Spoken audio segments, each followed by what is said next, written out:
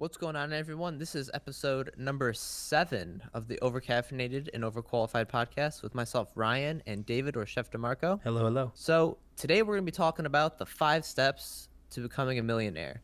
And a lot of this stuff, the direct, list or numbers, comes from a YouTube video by a guy named Grant Cardone. We've mentioned him before on the show, mentioned him again. Very big in the world of business, real estate, entrepreneurship. Um, just big money guy, does a lot of good things with it, and just is now all about helping people grow financially and just have their stuff in order. And when I mean grow financially, I mean also grow your business and whatever you want to do. So very interesting guy. Has a lot of great advice and information when it comes in the world of money, business, entrepreneurship. So definitely, for more information about kind of what we're going to talk about, go watch the actual video itself. That'll be down below in the link in the description. So we're just going to hit on the points, and then obviously the way we're thinking about it. We're not going to play anything from the video. Just hmm we want to talk about really the idea of just getting your money in order, knowing where you want to be again financially. Obviously, if you listen to the last one, we talked about a little bit about your financial goals for your future and stuff like that. So just the importance of getting this stuff figured out now, so you have your aiming point. When you're going through your career and your next 10 to 15 years, that wherever you're going with your money, especially, that it's getting you to where you want to end up. hmm So, you know, let's say you want to either I'd say retiring at 50 is a bit ambitious for most people. Maybe a lot of people don't even want to do that. But let's say you want to, be able to go on let's say every year you want to be able to go to Europe for like a month, or a week. So let's say you need $10,000 to do that. What are you doing now to guarantee that in 15 years that you're going to be able to do that $10,000 trip every month and not have to worry about a single thing in your life changing? hmm So you just have the stuff to do that. And then a lot of this too, we've talked about this multiple times before, but this idea of passive income, your money making money for you, you not working to make money, basically. hmm uh, Talked about it again in the last one, the idea of just when you get a job and you choose career, you're always working for that income. And there's so much more to life and to even like your job and your business and your career than just like working for that income, that number that might go up slowly, but it's limited to where the company you work for and how much they're willing to pay you. You're capable of so much more than what they're just paying you. So it's so important to think outside the box of how you can earn money, and especially earning money without even having to work for it. So it's just making money for yourself passively, basically. So you could definitely say one of the overall goals for this is to get your passive income up to your regular income. So let's say I average $50,000 a year. I want to earn just as much money passively as I can from my $50,000 a year income. Right. So kind of like at a balance, right? hmm So if I wanted to stop working, my passive income covers me 100%.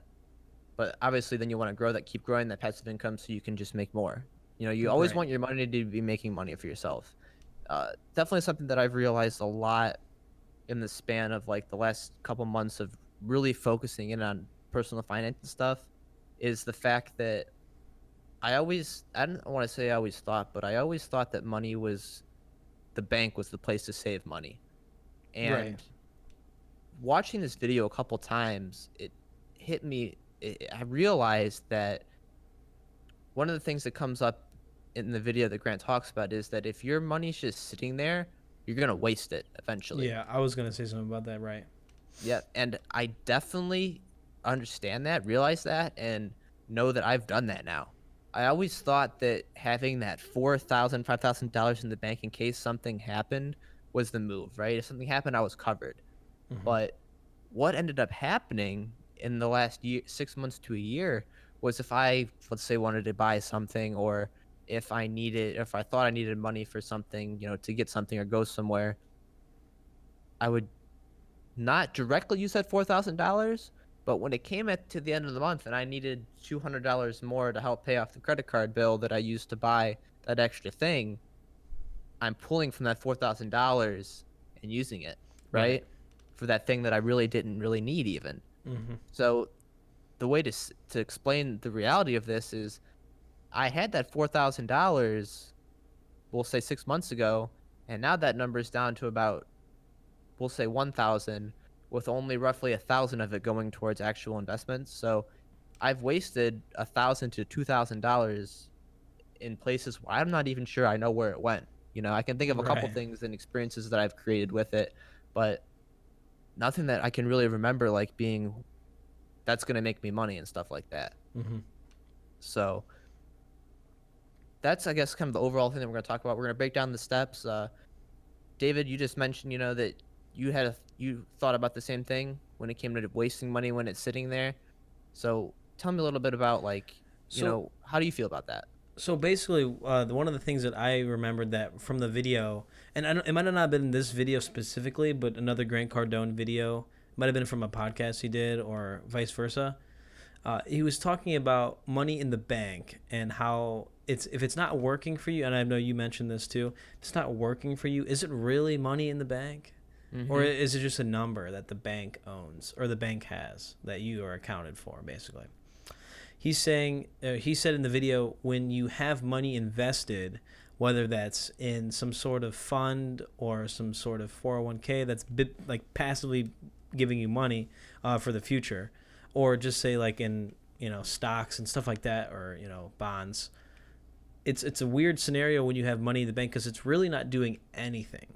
Mm-hmm. And when you think about it like that, it's kind of like a weird scenario because no one thinks about that. No one thinks about, oh, the money in my bank's just sitting there, right? No one thinks about it like that. When we bring it up in our sense, the money in our bank isn't doing anything. What is it?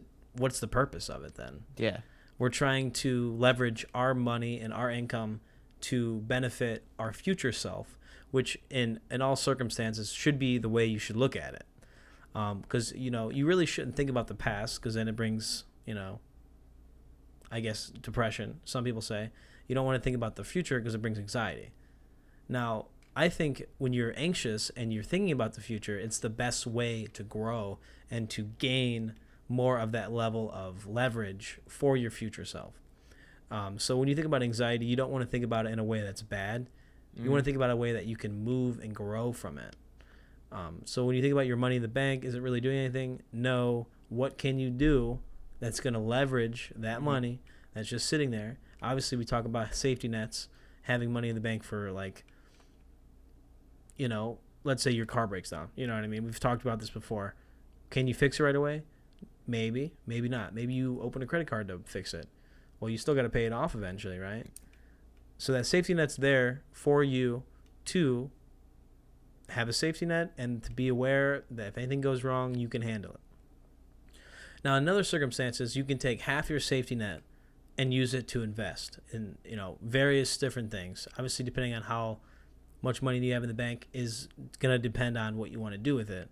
Obviously, if you want to buy real estate, you should have you should have a good and fair amount of money to do that. So you have to think about it that way as well. Obviously, for smaller situations, Ryan talks about stock trading. I think we should do a podcast eventually just on stock trading because I would love to hear more, because I do not do that. And I think it's just because I'm uneducated about it. But that's perfect. Obviously, I don't know if you can buy pieces of shares.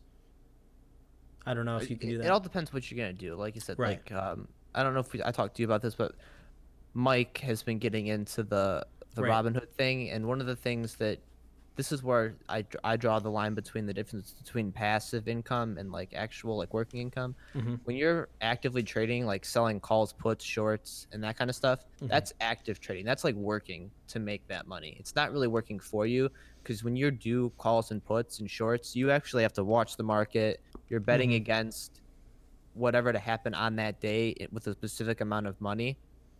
So you have to watch it, and you're actually working to do that. It's not, you're not sleeping and it's happening. You have to actually be watching it. Right. So like that kind of trading is like what I consider, and most people consider like day trading and actively Mm-hmm. trading. Um, when I talk about trading and investing, I think of the passive side of it, and or like the long term. So getting paid off of, obviously, when you to see returns from dividends and stuff in stocks, you have to own a lot to see that. Mm-hmm. But most of the time, especially when you're starting out, and even when you have a big amount, you don't want to cash in those dividends because then you have to pay your taxes on them and all that, and that's a lot. So you Right. just want to keep reinvesting to grow that passively, and Right. then if you need to sell to pull something, you can. Right. I totally agree. And Mhm. I would love to learn more about it eventually, and we can have a little class on it, I guess, for me, and I can start a little bit. When you're unaware of something, I feel like sometimes it's scary. Yeah, Uh, one thing that I've learned a lot when it comes to money and finances especially hmm is like especially when it comes to investing, it's one of those things that is very scary for everyone almost. Right. So the hardest part about that is overcoming the fear of actually doing it. You know what I mean? So Exactly. unless you're, and like you said, if you're not educated about it, you're going to be fearful of it. So the best way to counter that fear is to simply get some education on it and then work to understand it more. Because once hmm you understand it, you realize it's actually, in an overarching sense, very simple. At least the Right. things you need to do to guarantee like a solid future, I would say. It's interesting, and I think when you learn about companies that just go public, like one day, Hmm. I think that'd be the best time to invest. But let's say that company doesn't do well. Yeah, it's What happens then? that's managing, like you could say that's one of the things we're managing risk, and you want to set aside some money to do some more risky things versus some guaranteed things. That's a big principle when it comes to learning how to invest is managing your risk. hmm So you want to be able to always have as much guarantee as you have to match your risk. So if you're gonna do something that's really risky, you want to make sure you have as much of a guarantee in other things to where that if this flops, you're not gonna go anywhere. You're gonna still stay put right here at even Right. if this flops. hmm So It's that's all just about that managing ROI. risk. But I actually just part of something that an example from the book I'm reading right now mentioned what you talked about, a company going public. So one company's going public. So what this guy does is this is part of his one of the more risky investments that he does is hmm what before a company goes public, he'll buy a couple thousand or 100,000 shares of this company that's going public for 25 cents on the dollar. So the pre-public price to get in, and then when the company goes public and if the company performs and goes up 5, 10, 15, $20 in the span of a year, he just made X amount of money by buying 25-cent pre pre-live shares, we'll call it, and then Right. selling them a year later after they went up. Who is Like this you said, again? The owner, or who are you talking about that's buying the shares before it goes public? just Just to inform. someone just this the author of the book I'm reading. Oh, okay. This is just his like one of the more risky investments that he does. Right. So that investment could go up, or sometimes the company flops and he loses money because they Interesting. didn't nothing good happened at all. Like they went bankrupt or they didn't. You know what I mean? Right. It's one of those more risky investments when you get into it. Like there's a good upside, but then you could Totally. also still flop out. I see. And I think I mentioned to you tech startups, Yeah. at least when they go public, that is. I've heard from experiences from other people that that's one of the best things because tech is just rising in general, Yeah. regardless of what it is. Obviously, the risk involved is it could just go blah because someone else invents it or they don't trademark it or patent it, and then someone does it better. And then the shares that you bought or invested in for a tech startup obviously doesn't do well, and then you lose money. But Hmm. I think the upside's very good because what if it does do well? Yeah. You know what I mean? You're banking at that point, and you're obviously investing into a company that hopefully will improve and do more things, and then you Hmm. can basically benefit off that as well. Yeah. So it's It's a, all it's a about weird man. situation. Yeah. Oh, it's all like I said. We'll cover this more in depth, but like Awesome, that's all about managing your upside and the downside of things. totally. So, going back to kind of what you mentioned about we mentioned about having the passive income equal your regular income and stuff, and when we talked about paying for if something happens and how you always want to have that safety net. One thing that again Grant mentions and this also mentions is so that let's say that $5,000 is just sitting there, not it's not doing anything, right? hmm So you want to grow your passive income to the point where every month then you have $5,000 of cash flow coming in to where that if something were to happen that month, you could pull $1,000 from that income, and you wouldn't Right. it wouldn't matter because Whereas normally, let's say you're reinvesting that $5,000 every month from your passive income, right, to help grow your overall portfolio and capital. Right. Something happens, you can take $2,000 of that and just not reinvest it to help pay for what happened, and nothing. You don't see anything. Your money's still Mm. making money, right? Right. It's not sitting. So you want to be able to grow your passive income to the point to where you can pay for anything if it happens, right then and there, right? Right. Now, obviously, if something major happens and maybe you have to sell an asset or something to help cover the cost, you can. But like I said, you want to get that passive income to a point where you can pay for anything whenever anything happens, whenever you want to do something. You know what I mean? Right. That's like you should just have that. You just kind of want to think about having that as your goal. Obviously, that might not be the same for everyone. You might think I'm full of crap, and that's not how money works, or that's not how I want money to work, and that's cool too. But this is just we're just trying to get ideas out there and get you thinking about this because Right. in my opinion, that makes way more sense than having $5,000 sit there that over time is not going to do anything, Mm-hmm. right?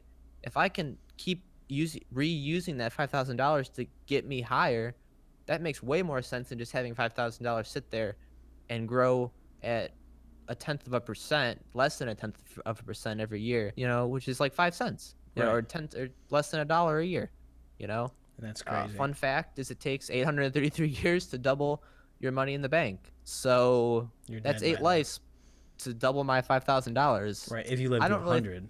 yeah, I don't think that's going any. I don't think that's really too smart. That doesn't sound too good to me. You're That's not funny. selling me on that one. Going into these 5 or 4 steps to Mm-hmm. get you to be a millionaire. Now, the most important thing is you have to have your target. Where do you want your income level, your passive income level to be long term? Where do you want to be where can you be to thrive? Now, this could very heavily stress. Grant very very heavily stressed that setting the $1 million bar is not enough because society and everything shows that just flat one figure millionaires, if something happens to them, they burn through that $1 million like a finger snap and it's gone. Right. $1 million is not enough when you have that much capital to be able to manage anything that could happen. You're gonna need more than that. Mm-hmm. $5 million is a good number, but we're gonna use $10 million because that's what Grant uses Yeah. In as the video. the platform for the numbers that we're gonna break down. So your target, is $10 million, right? $10 million you want to have sitting, that you want that to be your capital goal, right? So in order to do that, you're gonna need to roughly try to get over $300,000 a year in income, right? So how Mm-hmm. are you gonna do that? How are you gonna become better in your current position? What are you gonna do on the side to get you to that $300,000 a year mark? The best way to think of it is if $10 million is my goal to have in the bank, right, or right, sitting ready to go. If I go out and buy a new $20,000 or $25,000 car, is that going to help me? Is that helping me get to $10 million? Is that helping me? No. No, it's not. That car is not an asset, it's a liability, right? You're gonna have to sink money into it eventually. You're paying interest on the payment and stuff like that. That's not helping you get towards that $10 million mark, right? Right. But maybe I spend $20,000. I put $20,000 into some a real estate investment or something like that to earn me monthly income back. Or I put $20,000 in a stock that'll pay me, we could say dividends. We were talking about that, Right. and you can reinvest that, right, to get that money working for you, right? Think about how are you going to spend that $20,000? Are you going to make it an asset or a liability?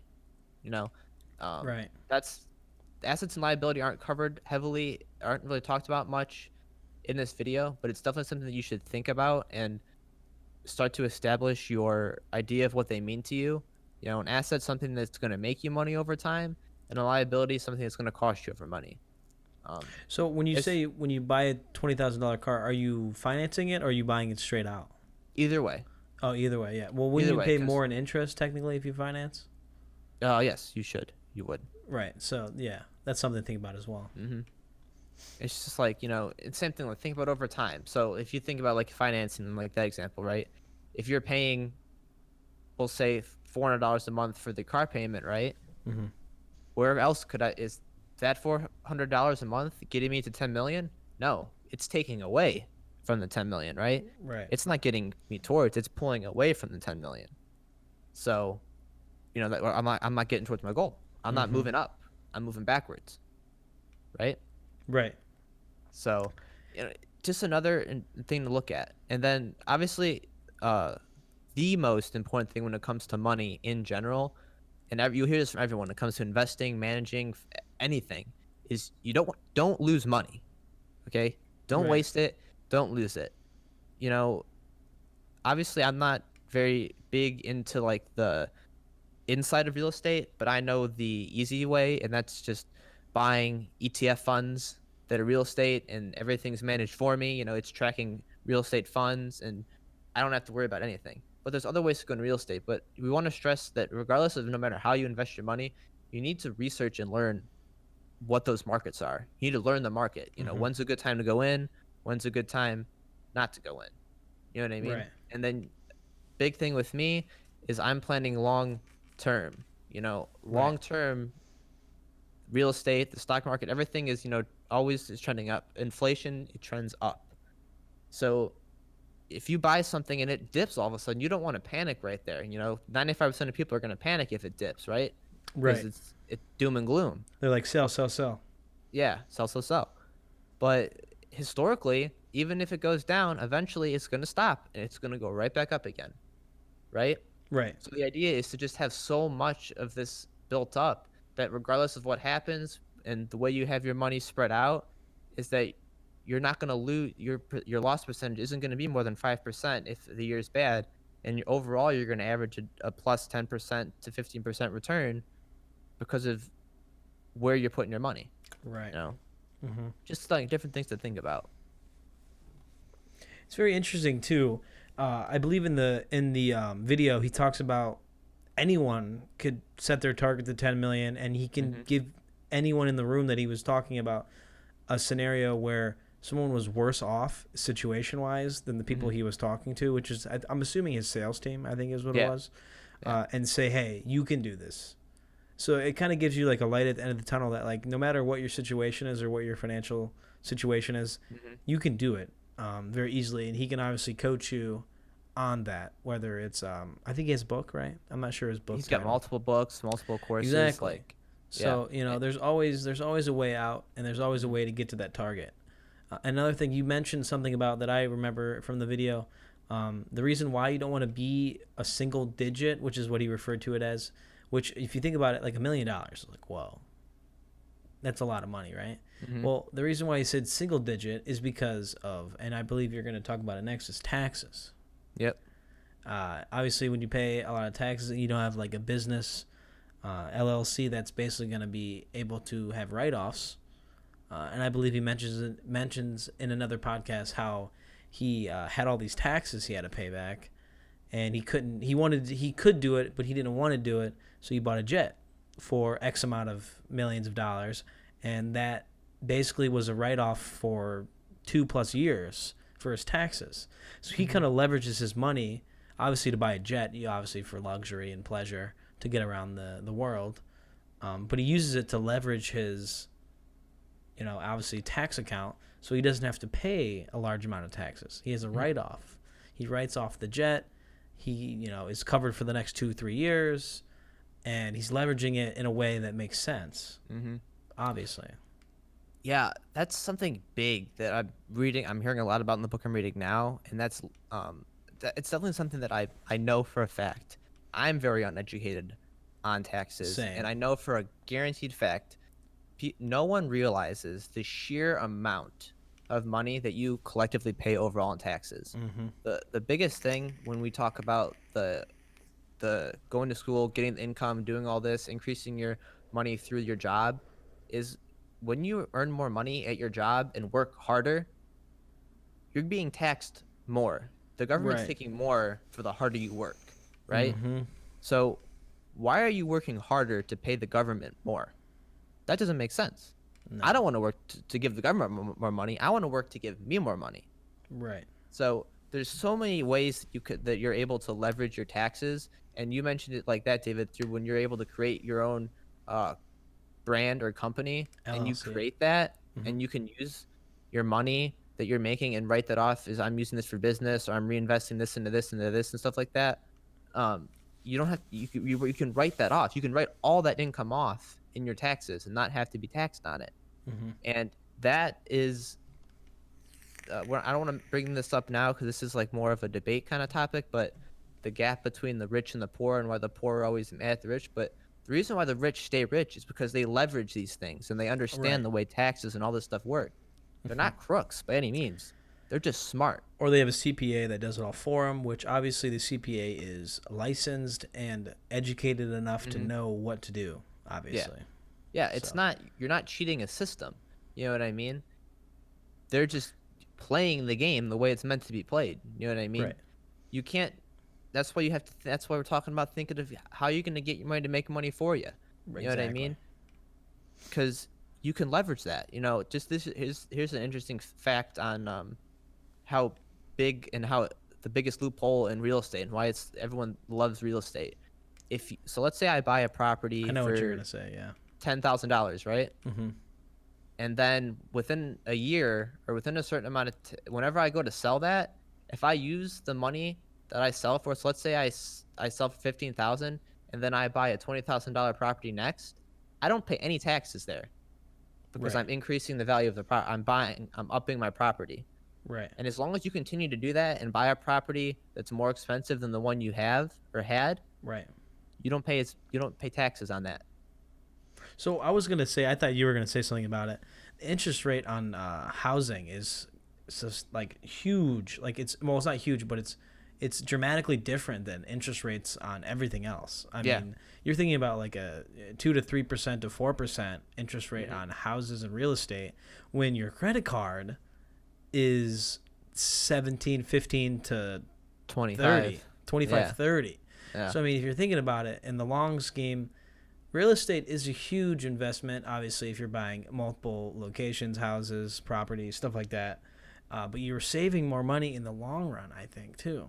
Hmm. If you invest in other things like, obviously, we're not going to bring up cars because cars are just a walking depreciation, or driving depreciation. Hmm. But what else would you say you can invest in that isn't real estate, that is a non-viable situation? So what do you mean by non-viable? Like just not? Obviously, we talked about real estate, which is a huge, obviously huge gain in your portfolio if you're going to do that. Stocks, I would assume, is a huge gain if it works well in your favor. Mhm. What would you say that is a bad investment? Obviously, you said a liability is not a good thing. You want Oh, good so like assets. other things. So obviously, long term, like a house in a way is also your biggest liability. Right. I don't, if you're sinking money, into that, but little things. You know what I mean? Like if you buy, this is big. Very upset about this purchase, and it's my biggest liability now. I wish I wouldn't have done it. When I built a new computer last year for close to $4,000, I thought it was a want. That's a liability. Right. I Hmm. want to be able to use it. I'm trying to figure out ways now to use it to make my money back, Right. but that's a liability. That's not making me money. You know what I mean? If Exactly. you buy new furniture in a sense, because you don't like the way the old furniture looks, that's a liability. You know what I mean? Right. Stuff like that. Any material things. If you buy clothes when your other clothes are still fine, you know what I mean? Totally agree. That's not getting you anywhere. You know No. what I mean? Hmm. There's I just guess so to many like answer my question, it's the kind of, little yeah. things in a way that can add up over time. Hmm. A lot of things that people think, and this is something that I could do more of, but it's part of me enjoying myself now, is people that travel a lot when they're younger, and spend a lot of money, going places. There's nothing wrong with going places and creating experiences, but the big thing that I always think about is you still want to do some stuff, obviously, Hmm. but what if you cut that budget in half and use that money to make more money? You Right. could go on double the trips in 15 years. Right. And to me, the idea of doing double of what I do now makes so much more sense. Right. And then I don't even have to work as hard 15 years from now either. Hmm. You know what I mean? When you think about it, and actually think about it, put some thought into it, start reading about it and learning, you wonder why not. Exactly. If you really want a better quality of life, in my opinion, you kind of actually believe and want to harness these things. You know what I Hmm. mean? You think more about it. You think more about what's your money doing, and is it getting me to where I want to go, instead of am I basically wasting it in a sense? You know what I mean? Hmm. And it was funny because, like I said, another video that Grant Cardone, and I remember exactly, he says something about how he quit weekends, like how the normal society does it. And obviously that's referring to partying or going to the Hmm. club, drinking a lot, paying, uh, 50% markup on a shot, when in reality you can go to the store and just get a bottle, a 750 milliliter bottle, and Hmm. save $200 off of it. Because I mean, if you go to the bar, obviously they're going to mark you up on drinks, and you pay taxes, or not taxes, gratuity. I'm sorry, tips is what I meant to say. If you think about it, and the way he says it, he quit weekends. Like I said, he's referring to going out and clubbing, and regardless, I would say that's a big thing on why he is so successful, is because he quit. Obviously, he's enjoying his life now, but he quit it a while ago and Hmm. started saving that money, like you said, and investing it in himself to Hmm. have that luxury in the future to be able to do whatever Yeah. whatever he wants. Create the freedom, the ultimate freedom in the future. You know what I mean? Mm-hmm. Like, you can think that now, like people that are now, the reason you think now, like a lot of people now do save, right? They save a lot, Right. but we're going to talk about this next. The next point is, saving and storing money. But what then are you going to do with that $10,000 you have stored, right? Right. Most people are going to drop that right away on a house, and boom, gone. Gone. Or a new car, gone. You know Mm-hmm. what I mean? Or new furniture and appliances for your, whatever, gone. Gone. You have a kid, and half of that's gone. Right. Those are all things that are not moving you towards the $10 million. You just took away from that, right? Mm-hmm. So I challenge you, if you're saving money right now and you're storing it, that you need to start putting that money to work. Right. Where can you put that to start growing your monthly cash flow and your passive income? You know what I mean? Don't Totally let that agree. money just sit there, and then don't just drop it on something that's not going to get you anywhere in the future. You know what I mean? So, point number two is you need to focus on income. So, we mentioned the target is $10 million, so how you're going to get there. And this is an extremely aggressive model for the amount that you need to save, but it's so true in terms of thinking about how you're going to get there. You know, I'm a very big believer in being aggressive when it comes to things, but also like realistic. Mm-hmm. But when you're aggressive, it gets you to think realistically. So we're gonna say your income level, you want to set a goal to save 40% of that. And we were also using the word store instead of save, because some people have that connotation of saving things and you're just gonna save and put it away. But you're storing it for now to use it as a later date to make yourself money, Right. right? So we said you have $10,000 stored. What am I going to put that into to increase my monthly cash flow, my passive income? So think of it like this. So I'm making $10,000 a month. Roughly 4,000 of that $10,000 is going to Big Daddy IRS. The tax man's coming. He's going to take it. He's going to take Mm-hmm. his cut no matter what, right? So accept that they're going to take their cut. That's going to be a fraction of what you make, right? A Right. quarter. That's the cut. It's the way it is. It's the tax man. The next 4%, the next $4,000 is you're going to store that $4,000. So right away, that's $8,000, or yeah, $8,000 from the $10,000 that's gone between the tax man and what you're putting away to save, to store. You got $2,000 left. That's all you have to live off of, right? Right. That's all you have in the bank account at the beginning of the month to live off of. Now, let's say you have a family, let's say you're living on yourself, and you start doing things, you're trying to you have your lifestyle picked out and you're going, and you realize you can't live off of $2,000, Mm-hmm. right? But you're hardwired in. You're committed. You're doing the $4,000 to the tax man, and you're saving $4,000 regardless, right off the bat. So all you have left is 2,000. So right away, you're gonna start to think of, well, if I need more money to live, what am I gonna do to make more money? What am Exactly. I going to do now to make more money? Whether that's do more at my job to increase my wage there, start a side job, get another job, all the different kind of things you can do right now to Mm-hmm. increase your level of pay right now, to increase the money you have. And then when you start to increase that, You can start to save. You can start to save or store more. You know.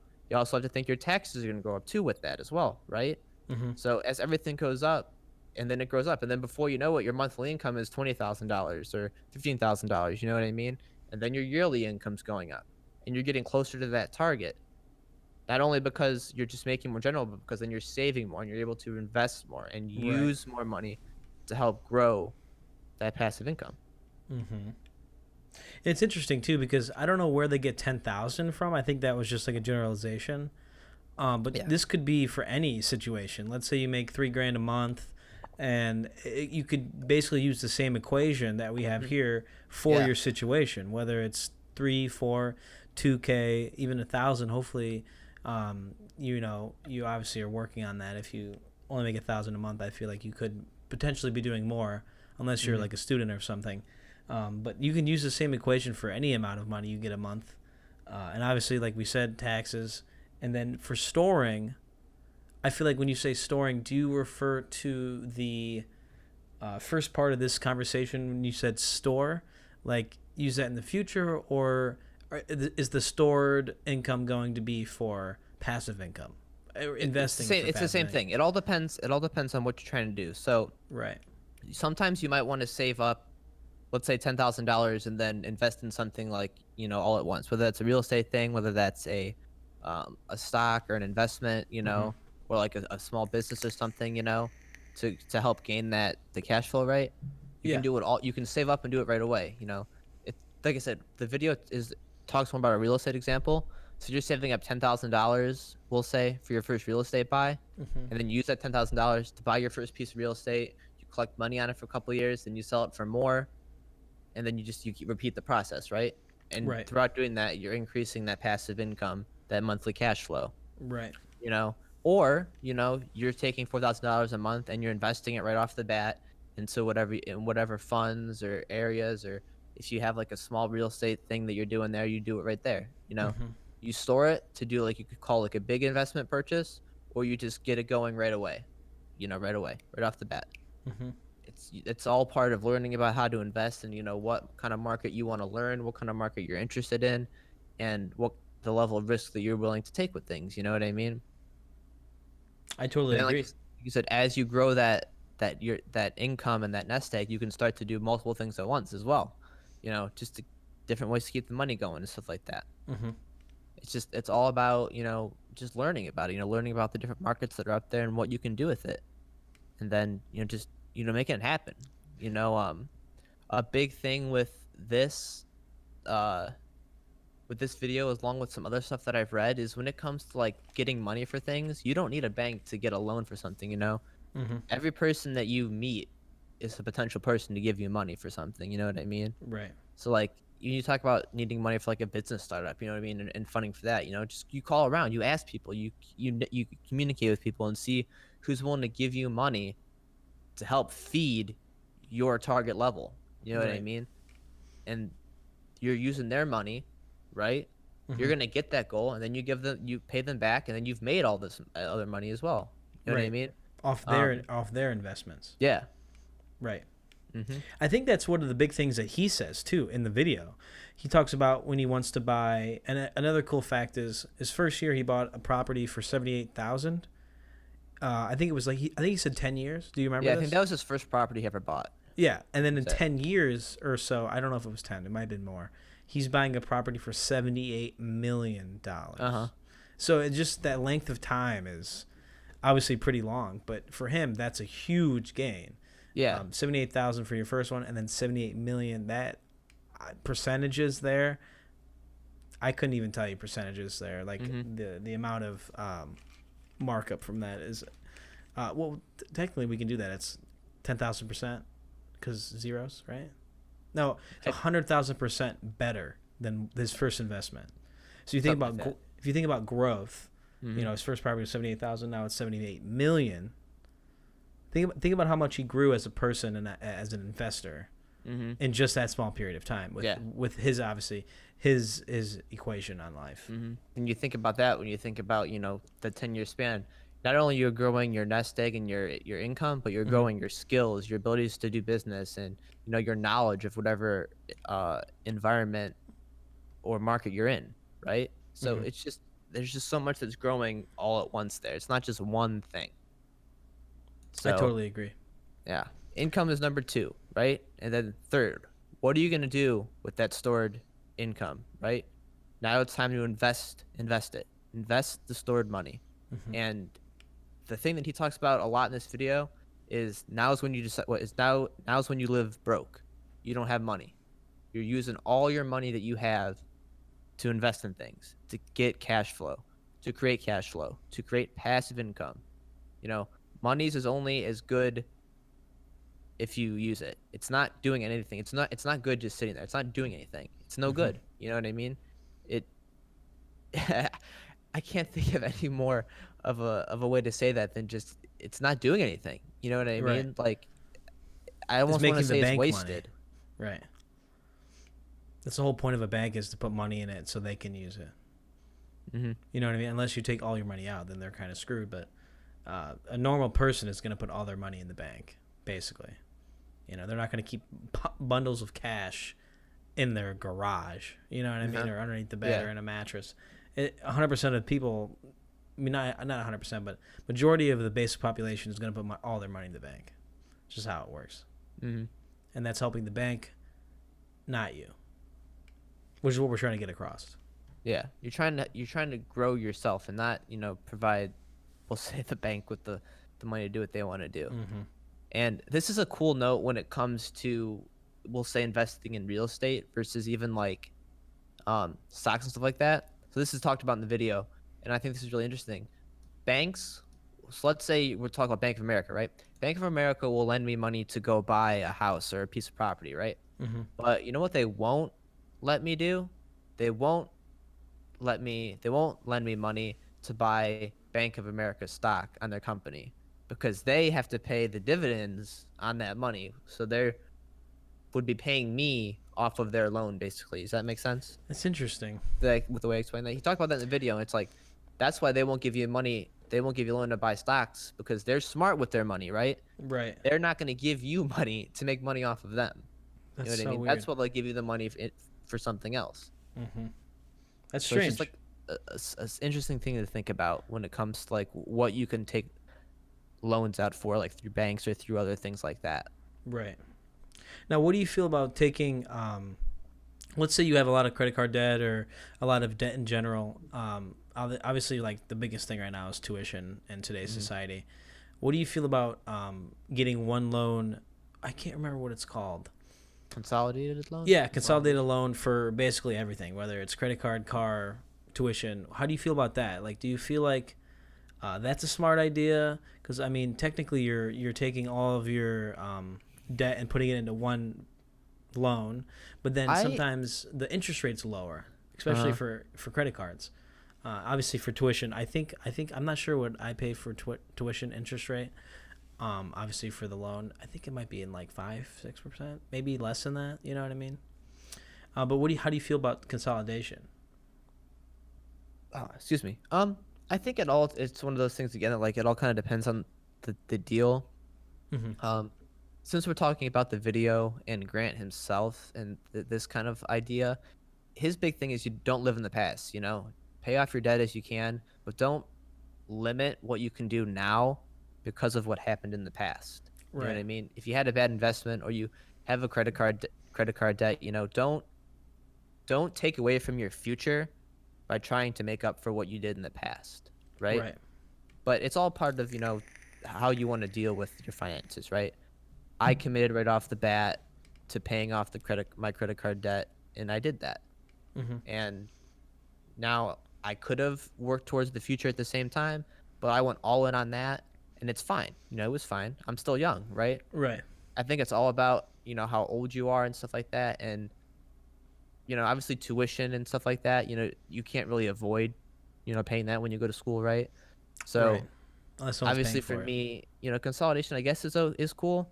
The other thing that you can do, is you pay down your highest interest thing first. That's always a big thing. Yeah, there's a couple different And ways to do it. Yeah, there's snowball yeah, effect. There is the uh, I'm not sure the other one where you pay the smallest one first to get it out of the way, and then you work to the big ones. I don't I know don't know. I don't exactly. know much about that one because I know not many people talk about the smallest interest rate first. Right. I'm or the not longer entirely one with sure. a small interest rate. Exactly. So there's a couple ways to do it. Obviously, we won't cover that in this, but we can cover uh, more of Grant Cardone. And I wanted to say one more thing before we move on to the next one, which is with the invent storage. It basically, like you said, you're living broke. Now, can you describe broke to me? Like how, in your case, obviously from my finance teacher in college, when she was basically giving an example from her life and what she did when she was younger with her, she basically moved in with her husband or her boyfriend or whatever at the Hmm. time that is now her husband for like 50 plus years. Um, they both had jobs. They both got a crappy apartment or whatever, and they lived underneath their means to be able to.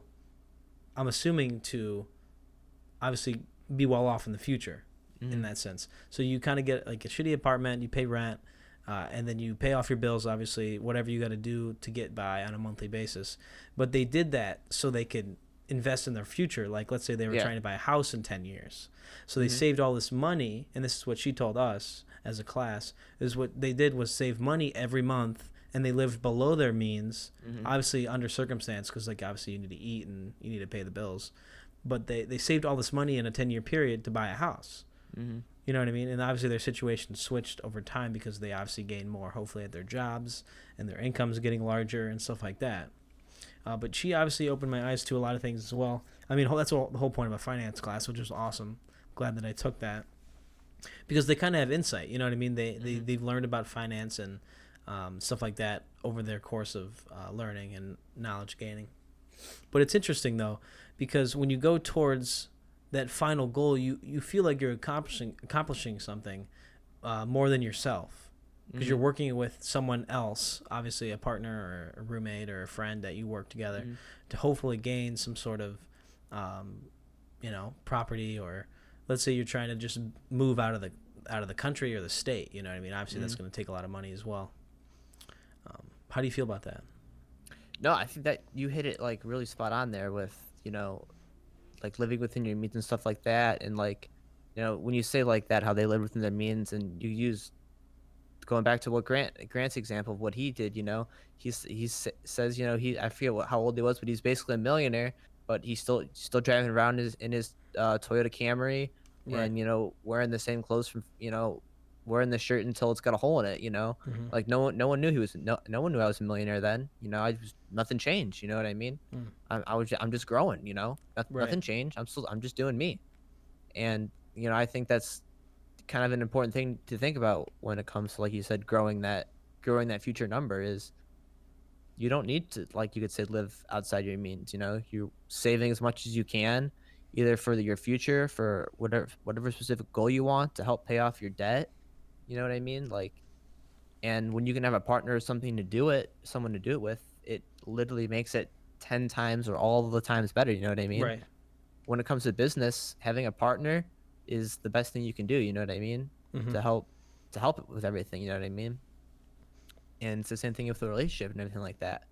Um, One of the things and the way that I'm committing to making my house less of a liability and more of an asset is, at minimum, making sure that one room is rented out to a tenant. Right. Preferably a friend or a family member, but at least one person to ease the liability side of the house. You know what I Mm-hmm. mean? Mm-hmm. To have it making some money for me.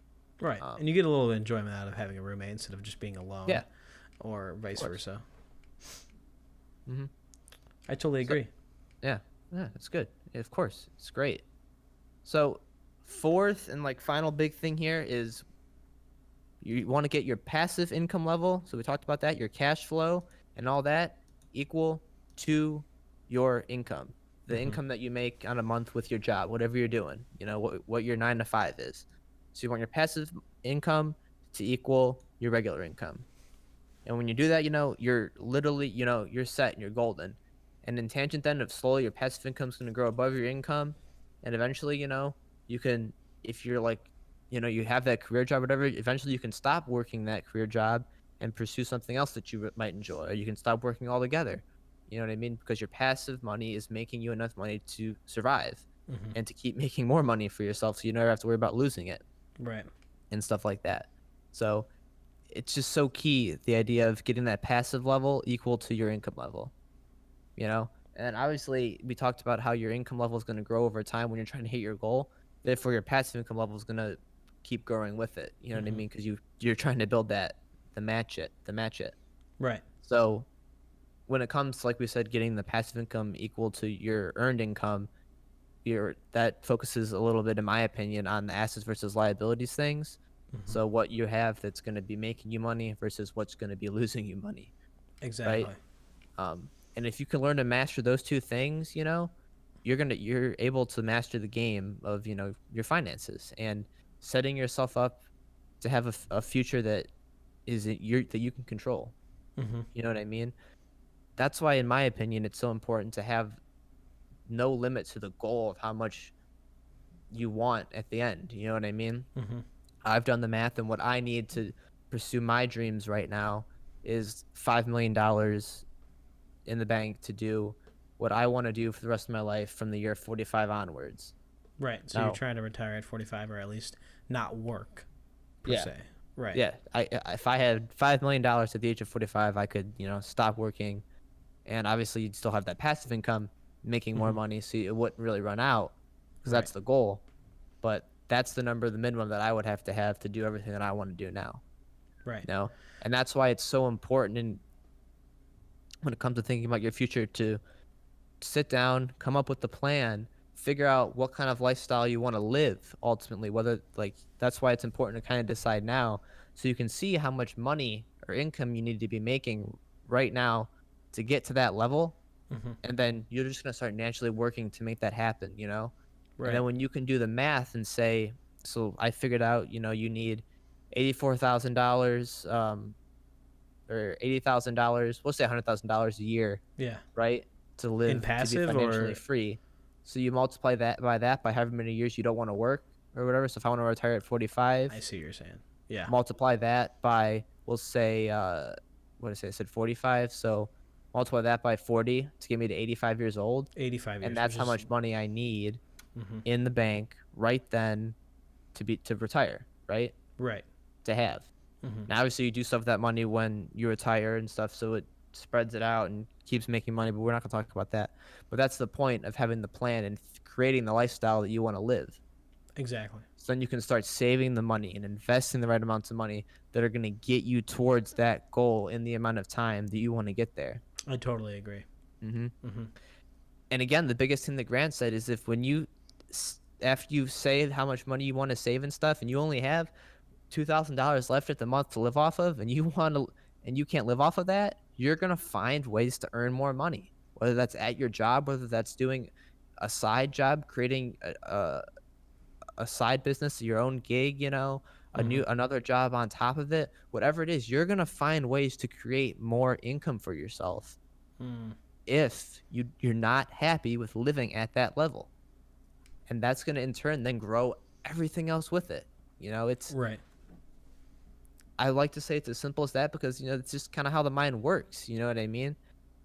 I'm sure you can agree with this as much as and believe it as much as I do. But when you have something that you're working towards, you're gonna work towards it, Mm-hmm. whether you think you are or not. You're gonna do things to help get you there.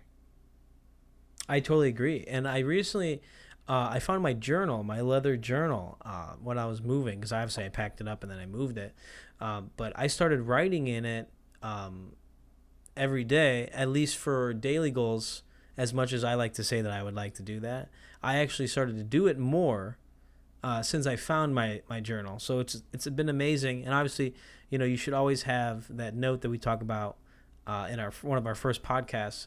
And since I've moved everything. But we have this huge bulletin board. I don't know if you remember seeing it at the apartment that I put on my wall, and we have like a weekly schedule and a calendar. I'm gonna start thumbtacking some inspiring quotes and vice versa. But I think you should always have, like you said, the $10 million target. Mm-hmm. Right now, I can tell you this right now. I am definitely not on the path to make $10 million by what you said, 45. Mm-hmm. I'll even go 50. For my sake, because right now I'm more worried about short term, I guess, for myself, to get where I want to go in like a 5 to 10 year period. Yeah. Which obviously you should always think greater than yourself or more than yourself. And hopefully having $10 million is a dream for everyone, because that's amazing. Hmm. But I've been doing things on the side from my full time jobs for I would say successfully for about a year now, doing side gigs, doing personal stuff for people, and there's always more I can do. And I know we've talked about this before. Going back to the side hustles and the side gigs, there's always more you can do. Whether that's start selling stuff you find on Craigslist that's free. I mean, Gary Vaynerchuk talks about it all the time, man. Get a truck, get someone that has a truck, find stuff that's free or cheap, and resell it. I mean, Hmm. that's a huge thing too. Obviously, that's kind of a short-term thing when you resell something, but you can take that money that you get from the resell Hmm. and invest it. I mean, there's Yeah. thousands and thousands of things you can do. Sell your labor. I mean, if someone's moving, you know, put it online that you're willing to Hmm. work this day for labor, and Yeah. do whatever the guy tells you to do and get paid that day. And Hmm. let's say you're off. Day labor. I know in the 90s and 80s was huge, especially for people that were traveling. There's a comedian that I listened to, that would do shows across states and would do day labor on those days that he wasn't doing a show. And obviously he was in a different state, so he goes to a day labor agency or something like that in the state. He would work for the day Hmm. instead of not doing anything and just sitting in a hotel room for a day and sitting on your phone, not doing anything. He was doing day labor. Yeah. I mean, people have been doing it for years now, just different things, and it's huge. Getting a second job is obviously a lot of time. You're really pushing your time, especially if Hmm. you want like a personal life or some sort of personal gain outside of work. Yeah. But a second job is not a bad thing. I've worked 2 jobs when I got out of college for a year, and I tell you what, I would wake up, go to work, literally go to sleep after I worked 12 to 16 hours, and then do it again the next day. The 2 days off, I usually just slept and just did whatever I wanted to. Hmm. But then again, those 2 days were used for nothing at that point. Yeah. No, like you said, there's so many. You just listed so many different ways to create more income for yourself, and Exactly. it's if there's one thing that I want to stress is that find ways to grow more income. Never settle for like what you have. There's so many opportunities, and then when you finally get into the career that you want, don't just choose to accept the number that's there. Hmm. You know what I mean? There's so many other ways to get more. You know, you can grow within the company to create new opportunities for yourself and stuff like that. There's so many options. Right. Another big thing is, if you're trying to, create, you could say like your own empire when it comes to like whether it's owning different businesses or like owning properties and managing, just, creating an empire as it were. Hmm. Um, when you're going through jobs and stuff, you work one job for a while, you pick up the skill that you want here to go, and you go to another job, whether to earn more, because you have more skills or to learn something Hmm. new to help get you to another spot. You know what I mean? Like, don't be afraid to move around, change careers, change jobs, like do different things. You know what I mean? Don't, if you're not gaining anything from where you're at, why are you still sitting there? Why are Exactly. you staying at that level? Or use it Eh, as an advantage. If you like your job and you see potential, whether that's in a personal or corporation sense, for my sake, I use what I learn at my job to benefit my further side, my business basically on the side.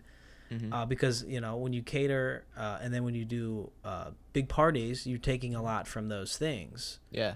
And for my sense, it's on a smaller scale because I'm only one person. Obviously, if I had like an employee or someone that was going to help, obviously you would have that extra hand to do whatever. But I think if you have a job that's awesome and then you love what you do and you use it as an advantage for your side hustle or your side business, whether that's I don't know, for your sake, I'm not sure exactly how that would. I don't know if you were going to do something on the side for what you do as a job full time. So like, so I can chime in real quick. So like, my Yeah. big thing right now is I thought about this recently too. The whole going back, the whole school thing really comes into play here. Right. Um, Obviously, my last job, I learned a lot about managing people, management, and stuff like that. Mm-hmm. You know, very, I love managing people and doing that kind of thing now. Mm-hmm. I learned a lot about that, so I left there, because I wasn't going anywhere in the time frame that I wanted. Have a new opportunity. Right now I've progressed and gotten my hands on a lot of things. So now so instead of leaving, we'll say, to get another job with to have increased chance of pay or whatever, I've decided, to stick at my position with the situation I'm in, go to school to get Mm-hmm. a degree, which is, the paper side of, progressing up the corporate ladder, you could say, right? Right. And then after I'm done with that, I have the opportunity to move with increased pay and whatever. So I'm accomplishing two goals right there: Mm-hmm. the idea of a new environment and moving, and still increasing my earned income. Right. And throughout the whole time of going through school and learning and getting this done, I'm going to be increasing my passive income by saving it more. I'm going to school and getting that done all at the same time. And, it's Right. of no cost to me, right? Right. Which is So, huge. yeah, that's huge. I'm Mm-hmm. moving towards everything. You know what I mean? Right. Multiple goals of the same way. And I think if I would go back to college, I would hopefully be in a situation with some sort of corporation or some sort of benefit program to allow myself to go to college for a further education thing, Mm-hmm. whether that's either like food science or hospitality management, to start working for like bigger hotels. I mean, there's so many possibilities, and it's weird because you don't know about these possibilities until you ask, Yeah. till you gain the knowledge from your employer or Mm-hmm. let's say HR, because HR would probably be the person you talk to in a situation for several circumstances that you would talk to be like, hey, what are the things I can do to better myself now that I'm here? Mm-hmm. And obviously, you probably mentioned that if you don't, and we've mentioned this, if you don't ask, they're never going to tell you, Yeah, you have to. whether that's with raises or vice Mhm. versa. Yeah, definitely another topic we'll cover is like the working mentality and just like just working in general. Mm-hmm. For a company and stuff like that. That's one of the biggest things. No one asks. You know what I mean? I Right. try to stress to the people I want when people. This is another thing from another guy. I'll hit you up with this guy. His big thing when it comes to money Mm-hmm. and creating this financial freedom and independence thing is, you know, asking for the raise, like Right. creating the opportunity because it's there. And like Mm-hmm. I've mentioned to you this 1,000 times. I try to tell people all the time, if you want more money and you are doing what it takes to earn more money and Right. you go and ask for more money, you will get it. But when you go Exactly. and ask for more money I totally and agree. you don't get it, you're obviously not doing what it takes to earn more money. Right. Or. Companies will pay you what you're worth if you're Mm-hmm. worth it. A And hundred percent. another the you could say the flip side of that or whatever, if you truly feel you're not getting what you want, then that's when it's time to switch to another job, right? Right. We Get a mentioned new that job. before. You're Mm-hmm. not getting what you want, so stop being okay with it and change it. You know what I mean? You can't better yourself if you're not changing it. Mm-hmm. you know it's it's so simple, and it's something that I just wish more people would open up to and embrace and go for, because like we talked about in the last episode in this, your quality of life just can get so much better when you just do these things and you improve and you change and you go after what you want. Mm-hmm. If you're not going after what'll make you happy and you're settling for what you have and what's not making you happy, you're not benefiting yourself in the long run or in the short run, no matter how Exactly. you look at it. Mm-hmm. You might try to justify it to yourself, but I think you can agree with me and say that you're not. You know what I mean? After you're done justifying it to yourself and you sit there for 5 minutes, you're still going to be unhappy. You know, Mm-hmm. the justification is gone after the 5 minutes, and then you got Right. to re-justify it again, and And you're then you just think about wasting other things you energy. could do. Yeah, Exactly. Mm-hmm. exactly. It's It's crazy, man. so it's just amazing. It's one of those things that there's just so much out there with it, and that's why I think you can agree with this too when it comes to like a couple of people that I've talked to, and I've talked to, like, obviously we're just kind of starting this thing out, but I really really want to touch the people that are our age with the way that I Mm-hmm. think and that you think, because it's all about I'm trying to help people build foundations. You know Right. what I mean? You can Mm-hmm. build a foundation at any age, it doesn't matter. But we're trying to say that if you can start building these foundations now, the quality of life that you can create 15 20, 25 years from now, that puts you at what, 45, 50? That you're not even, you're halfway through your life. You Right. already have the potential to have all these amazing things going for you. You know what I mean? Like the freedom level at 50 is off of the charts. Yeah. If you can just embrace one of these little things right now to make it happen for yourself. You know, it's all, you just got to do it. And with that, it's just, you get the knowledge from listening to podcasts like this, or reading books about, successful people that coach or just have life experiences. There's, like I'll say it again, thousands of ways to learn things nowadays. And it's just like, it's all about what are your priorities? We talk about priorities a lot. What are your priorities in life to get you where you want to be in the future, and have that freedom, which is our main point to get across to people, is financial freedom, whether that's short term, long term, however long. You know what I mean? Everyone can think that financial freedom, but they don't know about it yet. You know what I mean? Like everyone wants to be free, whether that's financially, emotionally, physically, everything. It's just it's nature's calling. You know what I mean? The cool thing that you're mentioning about freedom like that. I don't know if we've talked about it or mentioned it at all, but in my opinion, from what I'm learning a lot now, especially the key to freedom and everything, and like how you want that, is to define what freedom looks like to you.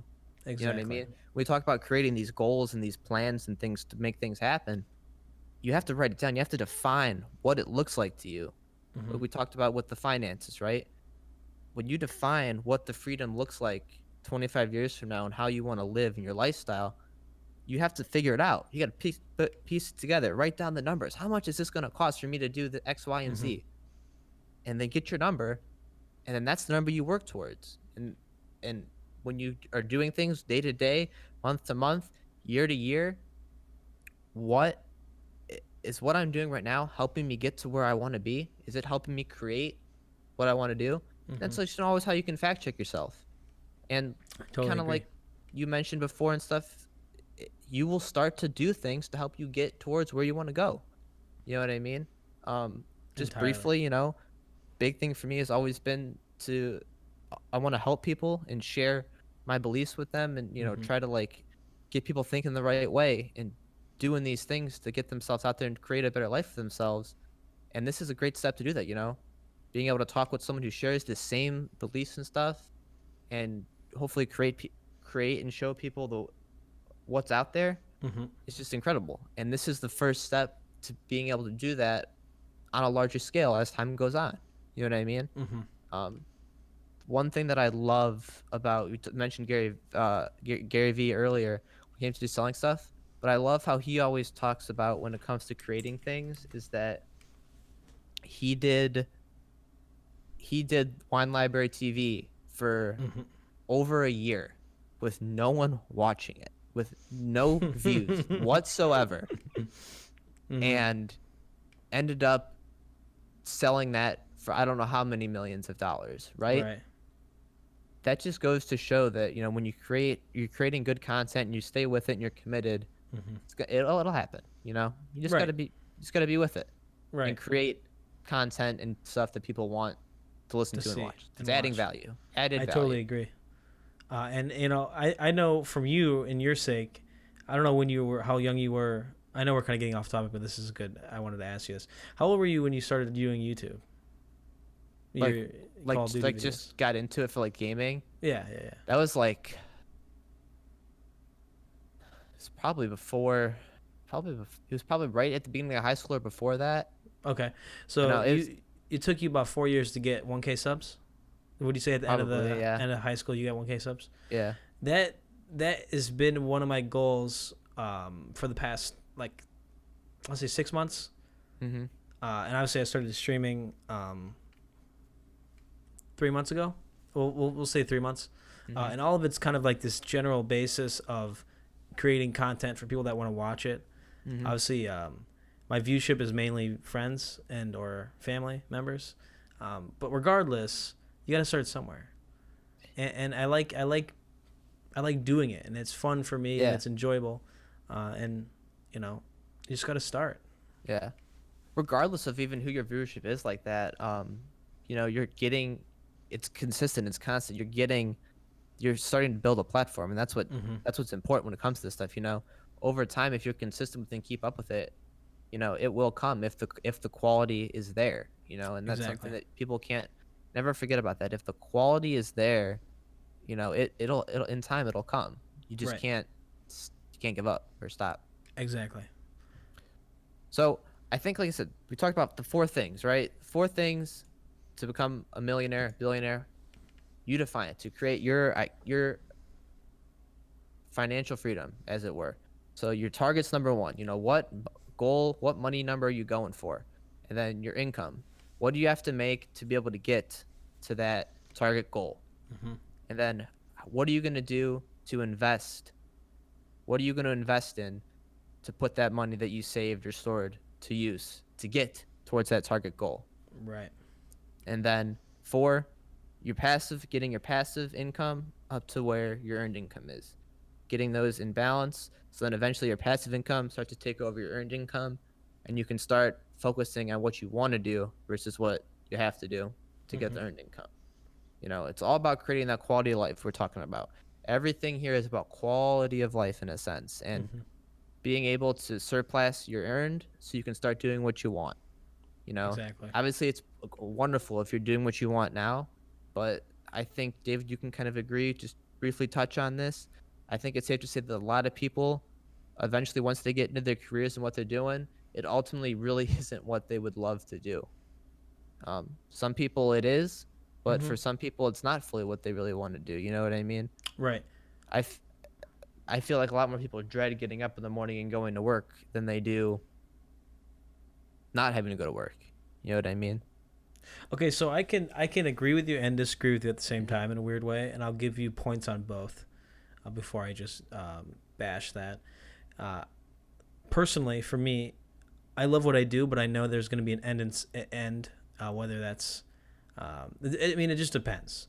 Mm-hmm. Like I said, my main goal is to get an agency, and I can tell you from experience, from people I've learned, and just in general, the books I've read. One of my role models, okay, is Marco Pierre White in this guy behind me. Obviously, if you're listening to this, you're not going to know, but that's Anthony Bourdain. His whole, all right. So let's start. Marco Pierre White, Michelin-starred chef, like one of the tier, top tier restaurateurs, chefs, personalities, regardless, right? Okay. He was a mentor to Gordon Ramsay, which everyone knows who Gordon Ramsay is right now, right? He is one of the biggest chef personalities besides the TV chefs that everyone dislikes because of their inability to cook. Bobby Flay, Guy Fieri. I mean, those guys just have no idea compared to Gordon Ramsay. Now, what I'm trying to say is they love what they did, okay? They Mm-hmm. love what they did, but they found a way out. They found a way out. They found a way to do things differently using what they love, which Yeah. is what my goal is. Uh-huh. Using what they love to get to basically another dimension, which was TV, Mm-hmm. entertainment. Marco Yeah. Pierre White gave all of his Michelin stars away, which is one of the most highest like signs of excellence. He gave them away, and this is a quote by him, because he was getting judged by people that had less knowledge than he did. Now, he still did TV. He wrote books after that. He started doing tours. There is a great seminar he did at Harvard. Basically, I watched the whole thing. He was basically talking about his level of excellence, how he carried himself from when he was a young teen doing an apprenticeship in I don't know the name of the city in England. Regardless, the level of excellence that he had, people that he was under, carried for him. Okay. At the same time, though, I agree with you because some people don't have that level of passion, and Mm-hmm. we talk about passion a lot. Now, I understand if you're in a situation where you don't like your job, but you're getting paid a lot, and you don't mind it, but you dread getting up. Now, think about that in the sense of how could I leverage this in a way so I can be doing something I like Yes. and be passionate Yes. about. Mm-hmm. Now, so the long-winded, brief description or answer to your question was, I love what I do, but I eventually want to be able to live comfortably without working as hard. And I know Yeah. that's like a main goal for everyone. Mm-hmm. And this is basically what we've been talking about. Get that target, reach that target. Still do what you love passionately, like hobbies or, Mm-hmm. I will never stop cooking. I can guarantee you that. But I don't want to do it at a level where it's stressful or Yeah. hard. You know what I mean? I want to do it because I want to, like a hobby per se. Mm-hmm. Yeah. Did it answer your question? Yeah, create it for Okay. more of a hobby. Yeah, no, I completely agree with what you said about that. Like, you know, still doing things that you love, but in a different way. You know what I mean? Right. Like, by no means am I trying to say like stop working or things like that. You know what I mean? Hmm. Like, no, I just I'm want to give just you an example without disagreeing with you not. entirely. No, yeah, yeah. I don't think that disagreed really as much as I thought it was going to. Right. Because that's still like my still way of thinking. You talked a lot about passion and just still finding what you're passionate about and then doing that, Hmm. finding a way to allow that to make you money and create the ideal lifestyle that you want. You know Hmm. what I mean? Find your passion and then commit to it, grow with it, grow from it, Hmm. and be amazing. Be great. And You it's know? really funny because both of those people I brought up, Gordon Ramsay and Marco Pierre White, obviously Anthony Bourdain did TV. They all did TV, but they all had passive restaurants. Yep. I mean, they obviously had people working for them, Hmm. clearly, because you But can't they run a owned restaurant alone. But they own them. restaurants. Yeah, they own them. They obviously got, I don't know, Gordon Ramsay, I know Marco Pierre White got a lot of funding from, um, like, not let's not say rich people, because he basically got investments from people around him. I mean, that's Yeah. basically how you do Network. anything. Network. He grew his network, Exactly. and people invested in him. And it was like his restaurant was part of like a exchange, because people were buying shares of his restaurants. I'm assuming it happens everywhere nowadays. People have parts of restaurants. Hmm. But regardless, my whole point is they went to a different avenue. They went to entertainment. You know what I mean? They weren't just some prep cook or whatever forever, and they owned restaurants. They went to entertainment, which Hmm. is great.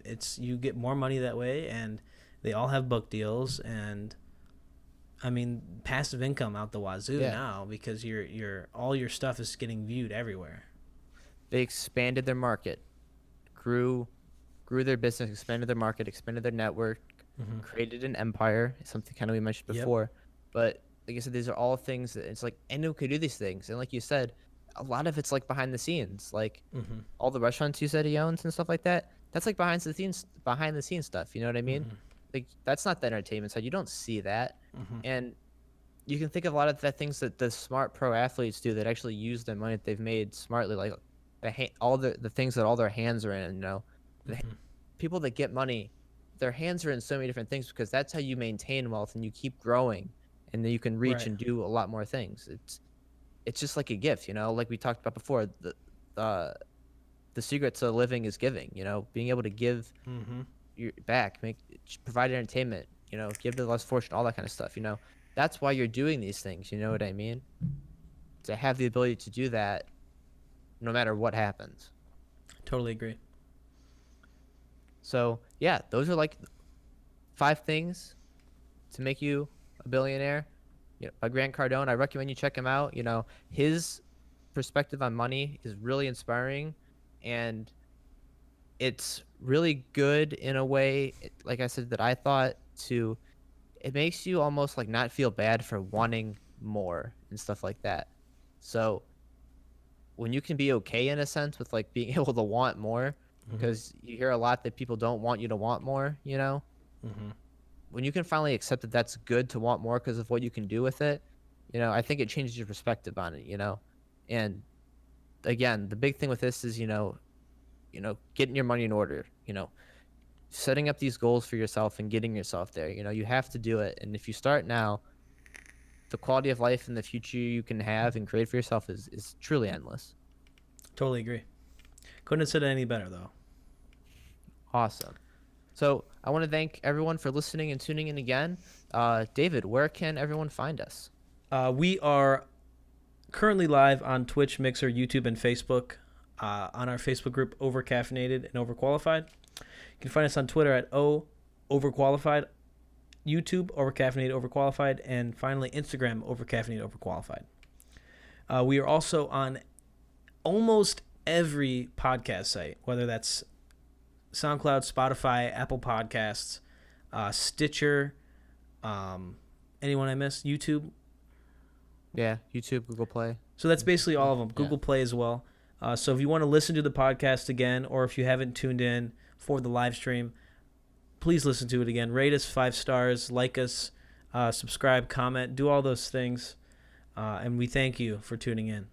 Yeah, like you said, provide feedback. We want to hear from you guys. What are some takeaways? What advice do you have for us? Suggest topics for the future, all that kind of stuff. We'd love to hear feedback so we can improve and get better. It's all about growing and improving. So Awesome. Well, you guys have a good day, and thank you so much.